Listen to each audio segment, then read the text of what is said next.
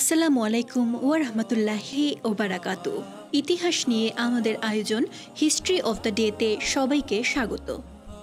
আজ আমরা ইতিহাসের পাতার ১২ নভেম্বর নিয়ে কিছু জানব। ১৯৭০ সালের আজকের দিনে বাংলাদেশের দক্ষিণাঞ্চলে প্রবল ঘূর্ণিঝড়ে ও জলোচ্ছ্বাসে ১০ থেকে ১৫ লাখ লোক প্রাণ হারান। ১৯৩০ সালের এই দিনে ভারতে ব্রিটিশ বিরোধী আইন অমান্য আন্দোলনের প্রেক্ষাপটে লন্ডনে প্রথম গোলটেবিল বৈঠক হয়।